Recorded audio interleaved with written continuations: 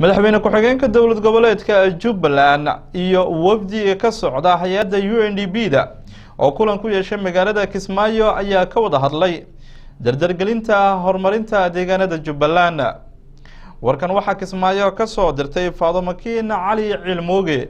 wafdigan oo hogaaminayo ku-xigeenka madaxa hay'adda UNDP David Akobion ayaa waxa guriga martida Jubbaland kulan kula qaatay madaxweyne ku-xigeenka koowaad ee dowlad goboleedka Jubbaland Maxamuud Sayid Aadam iyo qaar ka mid ah wasiirada dowlad goboleedka Soomaaliyeed ee Jubbaland. kulamada ay saxaafadu dibadjoog ka ahayd ayaa waxa intooda badan diiradda lagu saarayay sida ay hay'adda UNDP deegaanada Jubbaland ugu bilaabi lahaayeen adeegyo horumarineed. markii shirka uu soo dhamaaday ayaa madaxweyne ku-xigeenka koowaad ee dowladda Jubbaland Maxamuud Sayid Aadam waxa uu sheegay in ay isla soo qaadeen sidii dib loogu fiirin lahaa qorshaha horumarinta qaranka ee dejisay dowladda federaalka, isagoona intaasi ku daray in UNDP ay ka dalbadeen in la soo xaqiijiyo natiijada tirakoobkii hore ee loogu yareeyay tirada dadka ku nool Jubbaland. qorshihii horumarinta qaranka oo muddo dheer la waday oo ay Jubbaland go'aan mowqif midaysan ka qaadatay oo ka baxday qorshahaas sida arkaysaan 29 December sanadkii naga dhamaaday madaxweynaha dowlad goboleedka Jubbaland Mudane Axmed Maxamed Islaan warqadda uu saxiixay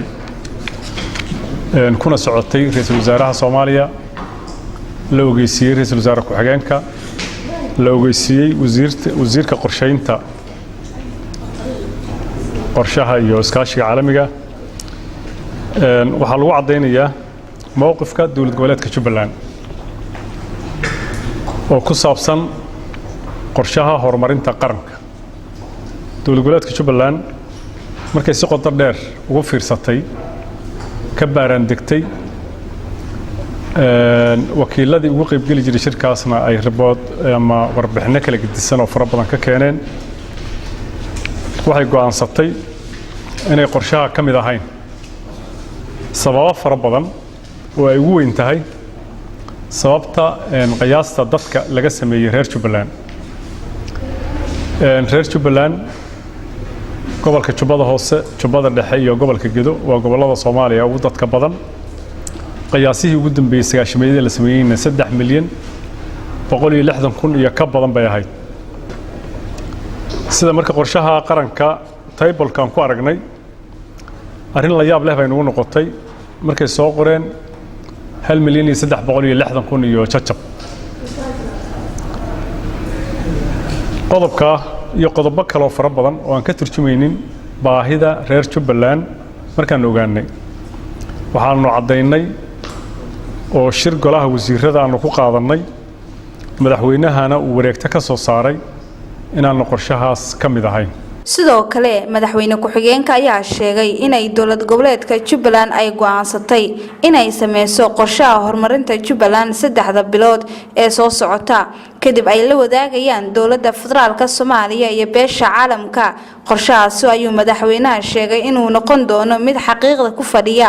dhanka kale wuxuu hay'adda UNDP ay weydiisteen inay gacan ka siiyaan qorshaha horumarinta Jubbaland ay sameynayso. dowlad goboleedka Jubbaland waxay go'aansatay inay sameyso qorshaha horumarinta Jubbaland oo 3 bilood oo soo socota laga shaqeynayo kadibna la wadaagi doono dowladda federaalka iyo beesha caalamka.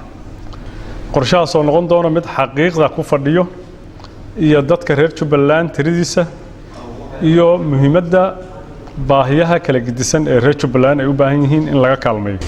haddaan u soo noqdo shirkayaga maanta ku-xigeenka country director programka UNDP uu soo booqday waxyaalo fara badan baan ugu wada hadalnay waxaanu weydiisanay inay gacan naga siiyaan qorshaha horumarinta Jubbaland ay sameynayso oo loo qabanayo horena loogu calaamadeeyay dad expert ah ama khubaro Soomaaliyeed oo sameyn doono qorshe dhab ah baahida dowlad goboleedka Jubbaland intay xukunta ka turjumayo tirad dad oo ku dhow tiradii sagaashameeyada la sameeyay oo 3 milyan iyo baaf ahaydna sal looga dhigay.